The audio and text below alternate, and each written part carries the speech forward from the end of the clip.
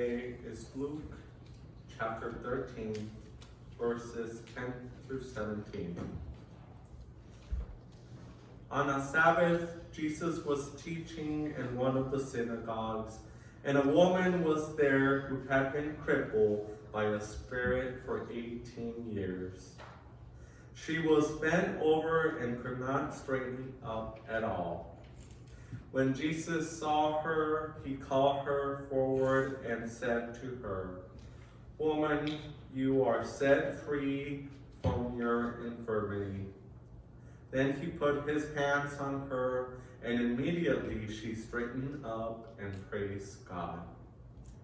Indignant because Jesus had healed on the Sabbath, the synagogue ruler said to the people, "There are 6 days for work, so come and be healed on those days, not on the Sabbath."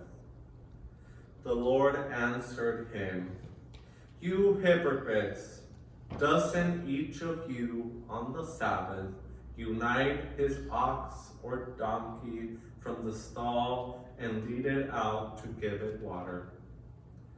Then should not this woman, a daughter of Abraham, whom Satan has kept bound for 18 long years, be set free on the Sabbath day from what bound her?"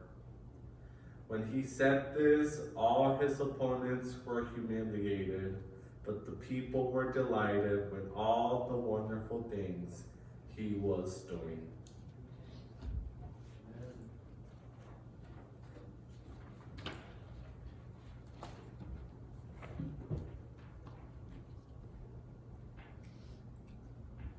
I'm going to get to this story in a bit toward the tail end of the sermon, but I want to begin with talking about this study that was done at Princeton University.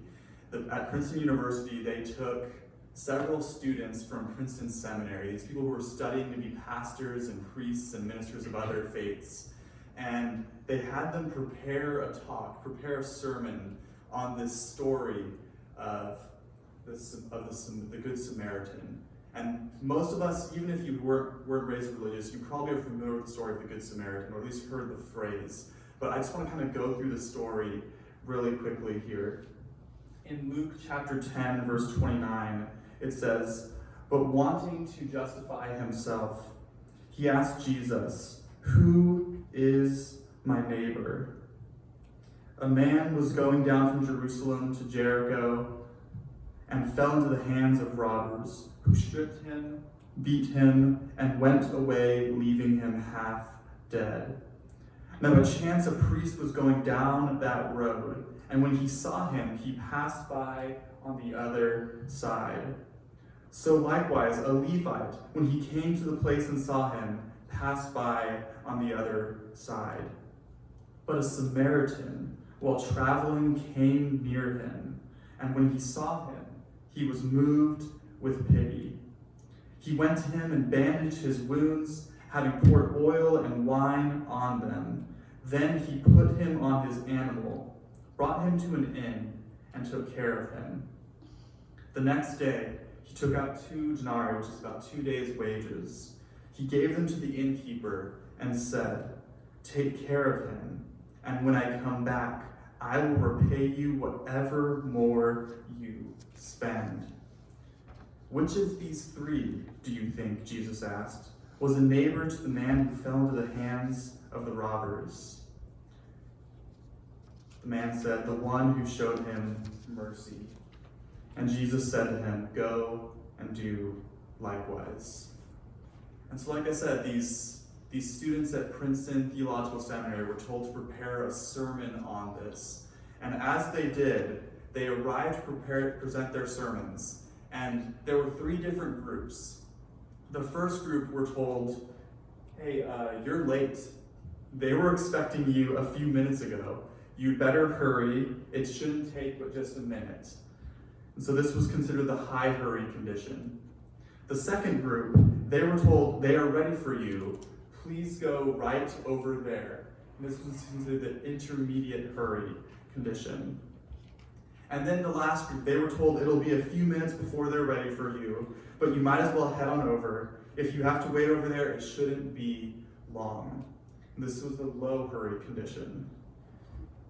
And you know what's interesting about this is as they were heading over there, they were heading from one part of the campus to the other, and essentially this was a case study.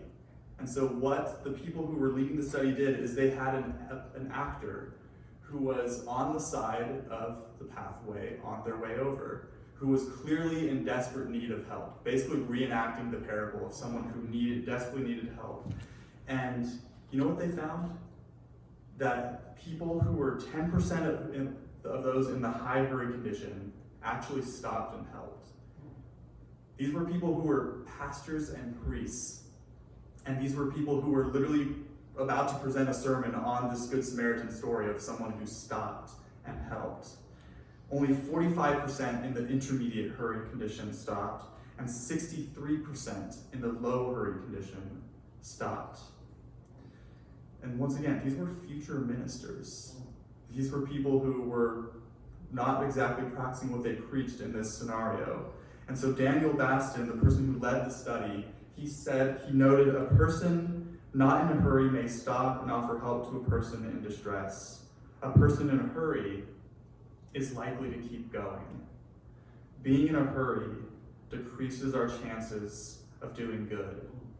Or Dallas Willard, this famous theologian and philosopher who taught at USC for many, many years, he talked about this idea that hurry is the great enemy of spiritual life. So you must ruthlessly eliminate hurry from your life. And when he told this to one of his students, the student asked, well, is there anything else I must do to become a more spiritual person? And Dallas Willard said, no, that there is nothing else. That is the main thing, to ruthlessly eliminate hurry from our lives. And so I tell you this because in order to become more loving people, I think we must find ways to ruthlessly eliminate hurry from our lives. And the main way of doing this that Jesus presents to us is this practice of the Sabbath. And this practice of the Sabbath is something that is probably unfamiliar to many of us.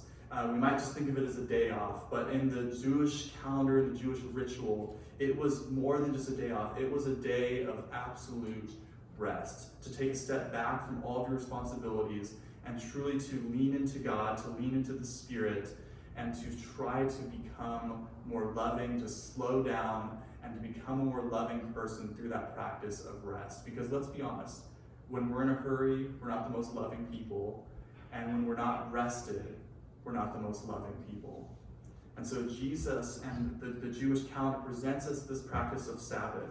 And the point of Sabbath is not to Sabbath for the sake of Sabbath, but to slow down and become more loving people.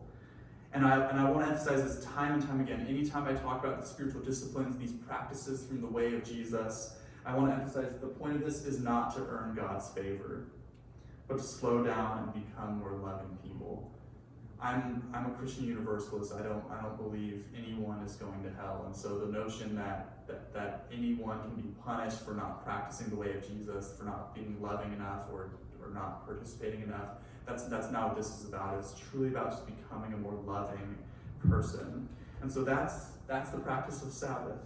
And the practice of Sabbath, it comes from the Jewish tradition. It comes from the Jewish scriptures. In Exodus chapter 20, verse 10, it says, "But the seventh day is a Sabbath day to the Lord your God. You shall not do any work, not you, your son or your daughter, your male or female servant, your livestock, or the foreigner residing in your towns. For in 6 days the Lord made heaven and earth, the sea, and all that is in them, but rested the seventh day. Therefore the Lord blessed the Sabbath day and consecrated it." I don't know if you noticed, it spoke about how God created it in this way. And it's meant to be this metaphor that the need to rest is woven into the fabric of creation. It exists in all of us, every single person, whether you're type A, type B, extroverted, introverted, hardworking, lazy, whatever type of person you are, you have this need to rest. And so what Sabbath is, it's an intentional day set aside to stop, rest, worship, and delight. And so today I want to talk about that first one, to stop. Because becoming more like Jesus, in some ways, it requires that we do less. Oftentimes when a pastor stands up and talks about becoming more like Jesus and talks about becoming a more loving person, it sometimes can feel like a long list of to-dos, of just lumping more and more and more upon us. But in reality, what I think Jesus is inviting us into is less, is to actually take things off of our to-do list, so that way we slow down, we're not in a hurry, and we can become more loving people. The one key example of this is in Matthew 11:28. Jesus is talking to his disciples, and he says, "Come to me, all you that are weary and are carrying heavy burdens." This was part of our call to worship this morning. "And I will give you rest. Take my yoke upon you and learn from me." Yoke was a phrase to refer to someone's teachings at that time, a rabbi's teachings. "For I am gentle and humble in heart, and you will find rest for your souls. For my yoke is easy and my burden is light." That is the New Revised Standard Version, but there's, in the Message translation, I really like how it phrases it. It says, "Are you tired? Are you worn out? Are you burned out on religion? Come to me, get away with me, and you'll recover your life. I'll show you how to take a real rest. Walk with me and work with me. Watch how I do it. Learn the unforced rhythms of grace." Unforced rhythms of grace, meaning that this lifestyle that Jesus offers, it's not meant to be something where we force ourselves to do more, but it's something where we're meant to dial it back. It's an unforced rhythm, and grace, God's love, is at the centerpiece of it. "I won't lay anything heavy or ill-fitting on you. Keep company with me, and you'll learn to live freely and lightly. Walk with me and work with me.